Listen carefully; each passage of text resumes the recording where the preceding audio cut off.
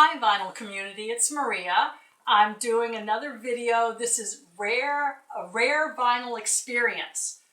And don't let the title mislead you. It's the vinyl isn't rare, the experience is rare. I did something a few days ago that I don't think I've done since I was a teenager. I bought and listened to 45s. I have a bunch. I rarely listen to them. Well, it's been decades since I've listened to them, but I bought some 45s. I'll share them with you. One of the funny things that I found, I was digging through some stuff. This was I had when I took piano lessons in the 70s, and I think this came out in 74. I could be wrong. This came in the book, so at home you could put it on the turntable and hear what the sound of the song is. So you would have, you work with your teacher, but it was in the book and it was fun and it's just very flexible. And I found this, and I do remember listening to different songs to get some, motivation and some idea. Although my piano teacher had already played it, but it was cool to have at home. So, yeah, and I started thinking, why have I not listened to 45s in decades? I realized it's too labor intensive. Getting up, turning it over. I guess I was just like, I'm not going to get up after every song or two and turn it over. That's why I haven't listened to them in decades. But it was a really fun experience. And so one of the ones I got, so apparently there was a band. It was actually a duo called Courtney Love.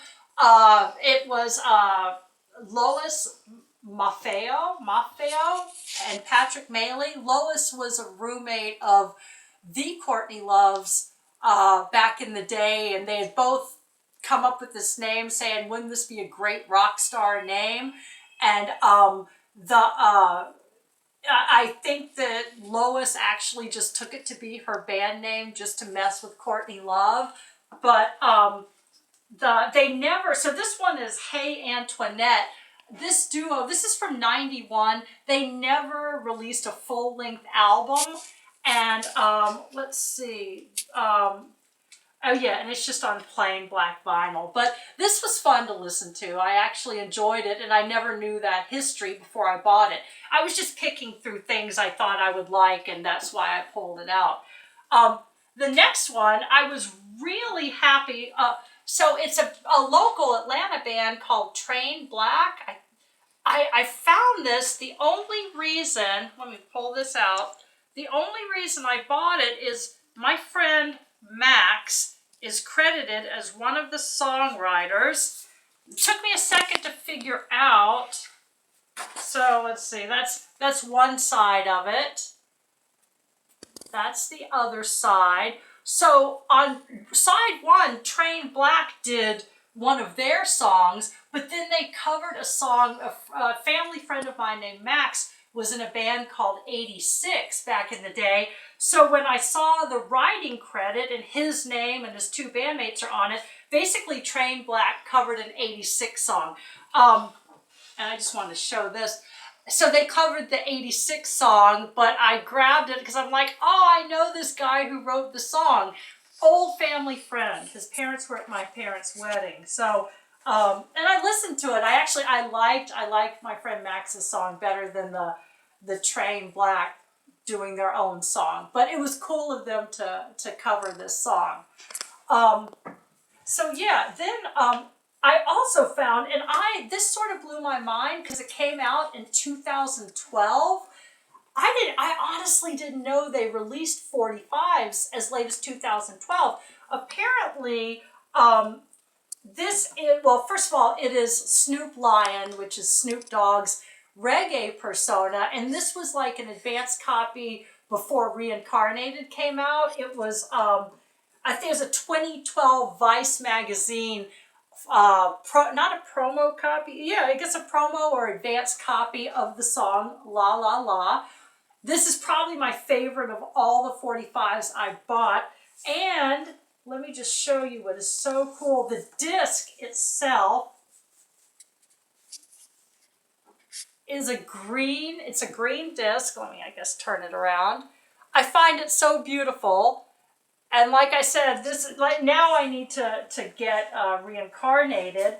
But I was really lucky to find, you know, Snoop Lion, or this advanced copy for reincarnated. And yeah, and I will be listening to this more and more. I don't care if I have to get up and turn it over and stuff. Found another one. The cover was really interesting. And it's a San Diego hardcore band.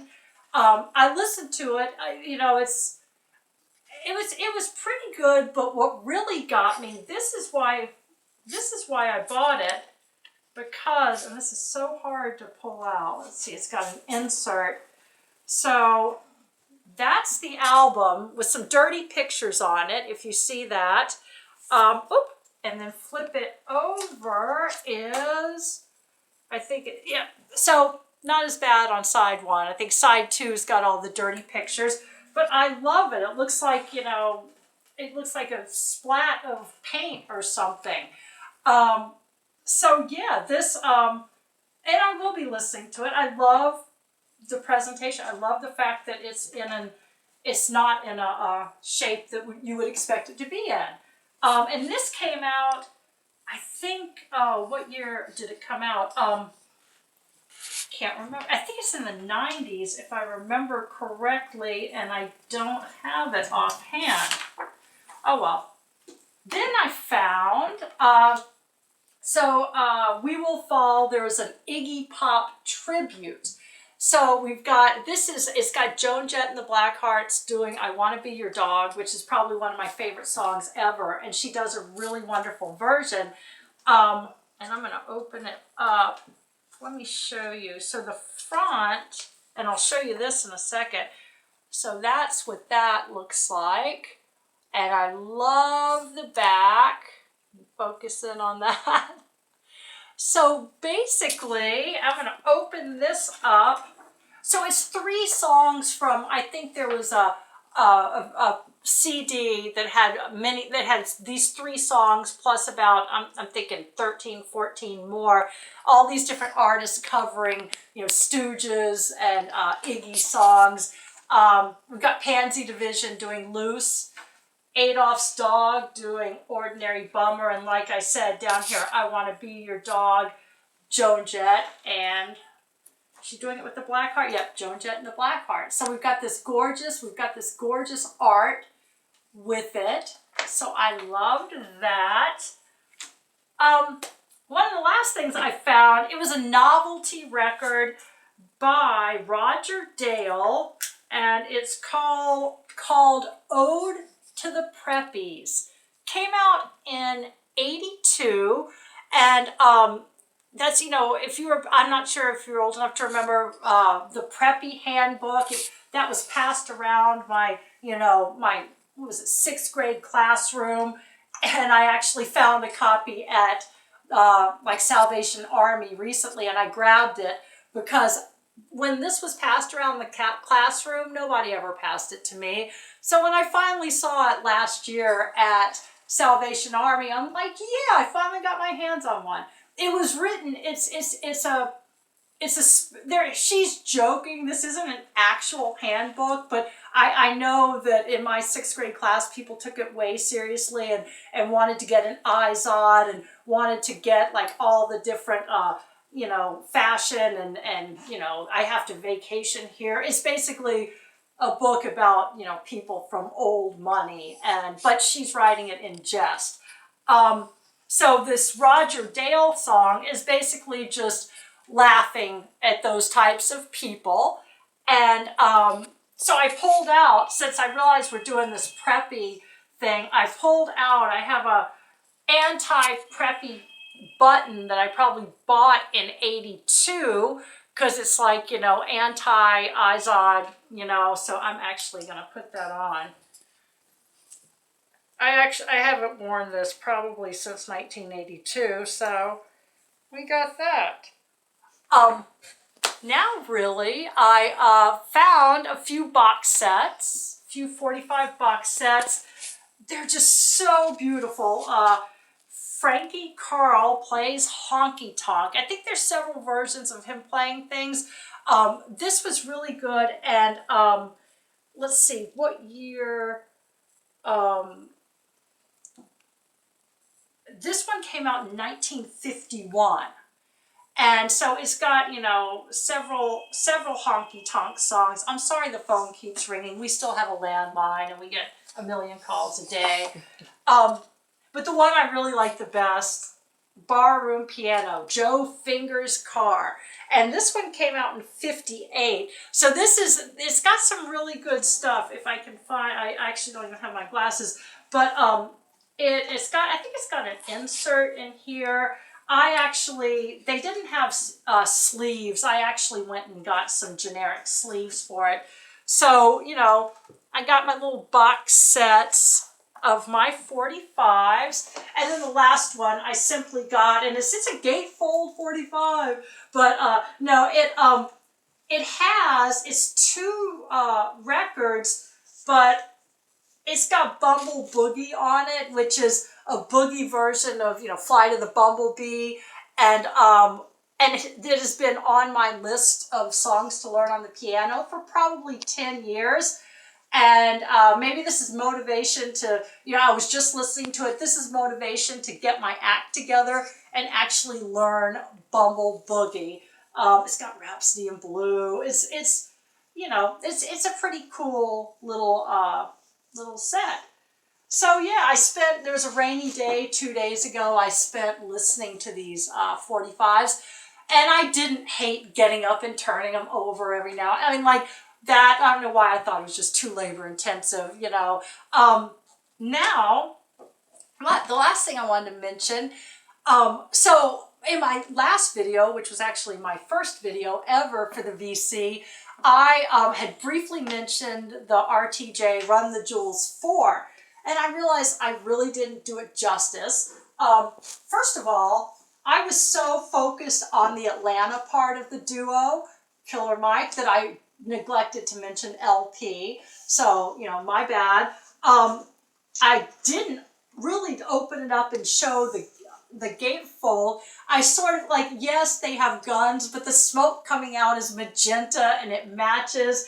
It's the beautiful discs. I think I showed one of them in my first video, and it's really, let's see, I'm gonna put it right here. Can you get it? So there's a magenta theme. So, you know, the inner sleeve or the gatefold was pretty cool. And then looking through here, I think I showed the lyrics, and in the end is another picture. You know, they're sitting like that. So, there we go. And what I neglected to mention, because I had just got this album, I neglected to mention there are so many guest musicians on this record. And from different, like, I mean, Mavis Staples is on here. And let me just make sure. Yeah, Mavis Staples is on here. And I have, 2 Chainz is on here. Let me look. Zach De La Rocha from Rage with Pharrell Williams. We've got Greg Nice. Josh Homme. I mean, I was blown away that such a diverse group of people with, you know, diverse musical backgrounds were on this album. Of course, you got your DJ Premier. So yeah, and it's also very topical. The song, what was the song? The song I like, Walking in the Snow. If you Google the lyrics, it's very topical, you know, talking about how we've become apathetic. You know, we see stuff happen on TV. We'll go on a Twitter rant, but, you know, that's as much as we'll do because, you know, we've sort of gotten a little bit apathetic. So I really wanted to do this album justice because I had just got it when I made my first video. And, you know, like I said, neglected to mention LP while I was focusing on Killer Mike. But this is worth a listen, and it's it cost a pretty penny because, you know, it was worth it. It was worth it. If I buy something and I get a lot of pleasure out of it, then I don't worry that I spent a little bit more for it. So, that's really what I have to say. Yeah, listen to more 45s. It's not as labor intensive as you think. And look for more videos. I'll be making some periodically. So like and subscribe and, you know, bye from Maria. We'll see you next time.